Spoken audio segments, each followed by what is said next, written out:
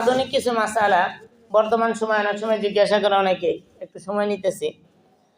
তো রোজা অবস্থায় যদি মাথায় কোনো অপারেশন করতে হয়, মস্তিষ্ক অপারেশনের কারণে রোজা ভাঙে না। কারণ মাথার সাথে বর্তমান চিকিৎসা বিজ্ঞান বলে যে পেটের সাথে কোনো সম্পর্ক নাই, যে মাথায় কোনো ঔষধ দিলে সরাসরি পাকস্থলিতে চলে যাবে এমন না, এই জন্য রোজা ভাঙে না। রোজা অবস্থায় কানে, চোখে, নাকে না, মুখে না, কানে বা চোখে তেল, ডব, মলম বা পানি দিলে বা গেলে রোজা ভাঙবে না। কানে, চোখে এটা খেয়াল করব। তবে নাকে, মুখে যদি আমরা ডব দেই, ঔষধ ব্যবহার করি, তাহলে রোজা ভেঙে যাবে। রোজা অবস্থায় শ্বাসকষ্ট বা বিভিন্ন প্রয়োজনে অক্সিজেন নেওয়ার দরকার হয়, অক্সিজেন নেওয়ার কারণে রোজা ভাঙবে না। রোজা অবস্থায় অনেক সময় রক্ত নেওয়া দেওয়ার প্রয়োজন পড়ে, বিভিন্ন টেস্টের কারণে রক্ত দিতেই হয়, বের করতে হয়, বা রুগীকে রক্ত দেওয়া লাগে, রুগীর রক্ত নেওয়া লাগে। রোজা অবস্থায় রক্ত দেওয়া নেওয়ার কারণে রোজার কোনো সমস্যা হবে না। রোজা অবস্থায় ইনজেকশন ব্যবহার করার কারণে বা ইনসুলিন নেওয়ার কারণে রোজার কোনো সমস্যা হবে না। রোজা অবস্থায় স্যালাইন নেওয়াতেও রোজার কোনো সমস্যা হবে না। তবে কিতাবে লেখে, যদি স্যালাইনটা রোজা রাখার কারণে দুর্বল হয়ে গেছে, এই দুর্বলতা দূর করার জন্য যদি স্যালাইন গ্রহণ করে, তাহলে মাকরুহ হবে, রোজা ভাঙবে না।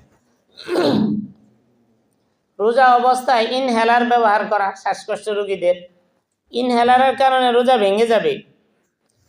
তবে অনেকেই যদি এমন রোগী হন যে রোজা রাখা অবস্থায় ইনহেলার ছাড়া চলেই না, সেহরি আর ইফতারের 2 সময়ে চলে না, দিনের বেলায় ব্যবহার করতেই হবে, তাহলে সেক্ষেত্রে সে রোজা ভাঙবে।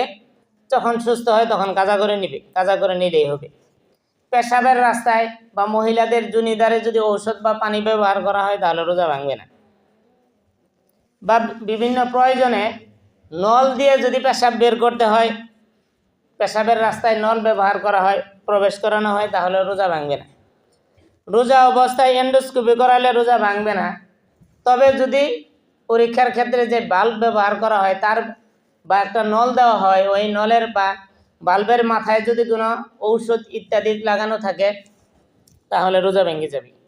তদ্রূপভাবে হার্টের রোগীদের এনজিওগ্রাম করানো হয়, এর কারণে রোজা ভাঙে না। গর্ভবতী মহিলাদের এমআর করায় বা ডিএনসি করায়, এগুলোর কারণে রোজা ভেঙে যাবে, কারণ এগুলা হাইজ নেফাসের হুকুমে হয়, এই জন্য রোজা ভেঙে যাবে।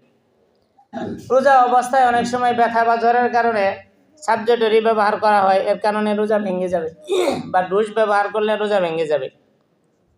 রোজা অবস্থায় যে কোনো টিকা ব্যবহার করলে, টিকা নিলে পরে রোজার কোনো সমস্যা নেই। তো মোটামুটি এই কয়েকটা মাসালা বললাম। এরপরেও আমাদের কোনো সমস্যা হলে আমরা অবশ্যই জেনে নিব। যেমন রোজা অবস্থায় আমি